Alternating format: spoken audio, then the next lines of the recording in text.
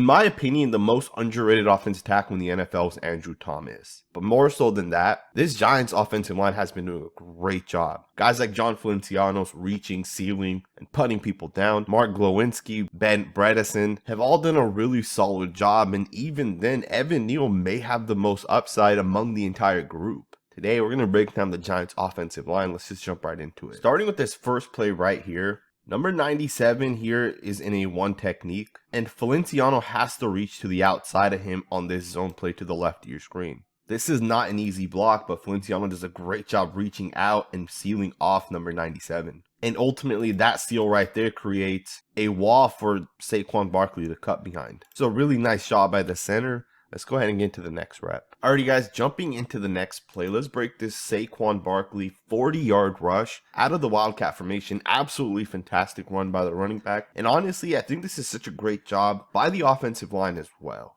First and foremost, I don't think people realize the formation that the Giants are in on this play right here. You have an unbalanced formation. You move your left tackle to the right side. You have a tight end playing at the left tackle position. And truth be told, this play should not have worked. But in my opinion, the center Jon Feliciano does a great job processing and picking up Rashawn Gary, who goes unblocked. Now Gary had the opportunity to blow this play up, and had it not been for Feliciano, the play may have not picked up what it picked up. See, as this play begins, you're going to see that 68 blocks down the cover Feliciano, number 82 is going to block out, and Rashawn Gary essentially goes unblocked. Gary could have blown this play up if he jumps in front of the center Feliciano. But the fact is, he doesn't do that, and instead he takes the backside angle, and Feliciano does a great job processing and reading and taking on Rashawn Gary and ultimately shutting him down. At the same time, you have a running back, a receiver, and a tight end, all lead blocking for Barkley, and they do a great job, and they gave Barkley just enough space. Truth be told, Saquon Barkley is an absolute special running back, because all he really needs is like a foot, and he'll squeeze through it, just as you guys see him do on this play. That's a really nice job by Barkley and the entire offensive line, tight end, and receivers blocking on this play. Let's go ahead and get into the next rep. You know, one of the things that's kind of been interesting that's been trending on social media is Andrew Thomas. You know, some people think he's good, some people think he's not that good. I think he's absolutely great. On this play right here, he's going to jump set number 55, which means he's going to go directly at 55. It's a play action, and he does a great job shutting down that defensive end, and ultimately Jones is able to deliver the pass. The thing I like about this play is Andrew Thomas gets out of his stance super quickly. He explodes faster than anyone else from the left guard to the right tackle position. He's out of his stance. He's going to jump set the defensive end. He goes right at him. He punches him.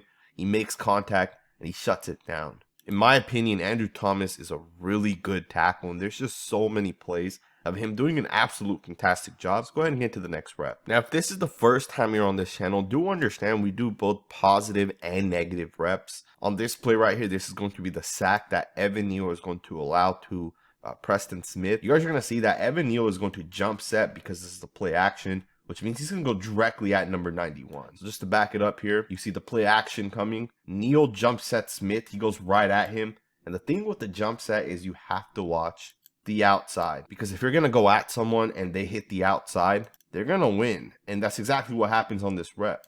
Smith does a great job shedding Neal, and Neal's in a really bad spot. Ultimately, because he's able to do that, he's able to get to the quarterback. Really nice shot by Smith. And I know some people are kind of upset with Neal. Some people are kind of nervous about Evan Neal, but I do think development is a real thing. And I do think that as the season continues, as next season comes around, as Neal gets to work in the offseason and get better and learn from the coaching staff and figure out what's expected from him, he's going to get so much better. I think he has a lot of traits that you can look at and say, this guy's going to be a really good football player. And here's an example of that. On this play, Barkley's going to pick up 5 yards, but it's Evan Neal who does a great job reaching to the 4-eye technique defensive tackle and really sealing him off. As I watch this play and I see Evan Neal do a great job taking that wide step to the left, getting his hands out there, getting his helmet to the left side of number 94. As I watch him and I see him flip his hips, put his butt towards Saquon Barkley, and seal this off from the backside, I love what I'm seeing. These are the types of things I want to see, right? These are the types of traits and qualities that over time allow a guy to be a successful offensive lineman. These are the things that I think Evan Neal is going to continue to build on.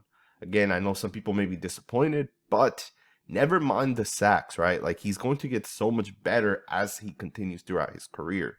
Now, I want to switch focus and talk about this play right here because this one's kind of interesting. Because you got Andrew Thomas and Bredeson who are backside ceiling on this split zone concept, and they do an absolute great job on this play. This play picks up 6 yards. As I've watched Thomas over the past couple of weeks, I've noted that he's very stout in pass protection, but he may be even better in run blocking. He's going to do a great job here getting to the inside and sealing off this defensive tackle. Of course, he does that with the help of the left guard Bredeson, but between those two guys, they absolutely crush this play, and these are the types of things that I want to see right here. That's a great job. But even on the front side, you're going to see to make contact with 94, but I want you guys to watch how he's going to move number 94 to the right. As he makes contact with number 94, watch as he seals and really gets him stretched out to the right of your screen. Look at that movement that he's creating right there. It's a really nice job right there. And ultimately, this play picks up 5 yards. It's a great job. Let's get into the next rep. Alright, guys, check this next play out. This is an 11-yard completion, but I really want to look at both tackles on this play. Because one of the things that I've noted with Neal over and over again is he's losing the same exact way. And what I mean by that is as you're going to see Smith get upfield, Neal's going to throw a punch, and Smith's going to simply just swipe down Smith's hands. And that swipe right there ultimately allows him to get to the outside, and Neal's in a bad spot at this point.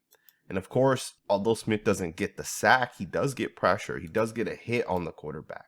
Now, a lot of people won't look at this play and ever think about it again, but as someone who watches tape, I will absolutely be watching this play right here.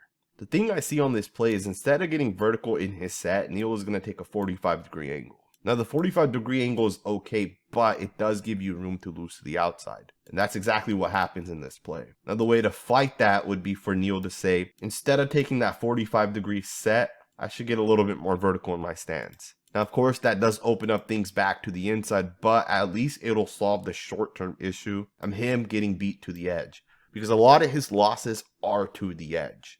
At the same time, if you watch the left tackle on this play, and you guys watch him, he does a great job. He's also going to 45-degree set, but he's going to get much more vertical. And he's going to make the contact with Gary instead of letting Gary make the contact with him. And ultimately, Thomas shuts Gary down. Now, Gary does get close to the quarterback, but nowhere near as much as where Smith gets towards the quarterback.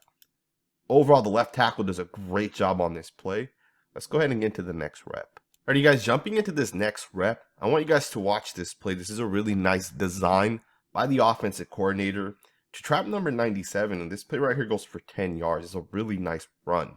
On this play, you're going to get a bunch of out blocks by pretty much every single player. The right guard and center are going to let the defensive tackle line up here in the one technique go unblocked. The right guard's going to get to the inside of Quay Walker. The center is going to go up to Campbell and get to the inside of him. Ultimately, as this defensive tackle goes upfield, he's going to get trapped. And that trap right there ultimately opens up the cutback lane for the running back. This is such a beautifully done job. And this play right here is the type of play you want to see.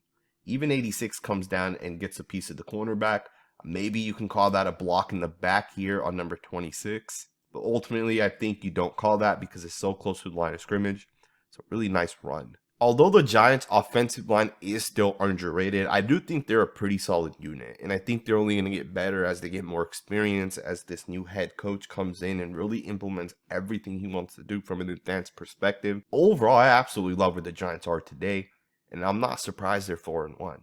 Like, this team is definitely the real deal. And all the success they're having right now is 100% deserved. I hope you guys enjoyed this video. If this is the first time you're on this channel, please consider subscribing. We'll be doing weekly Giants content going forward.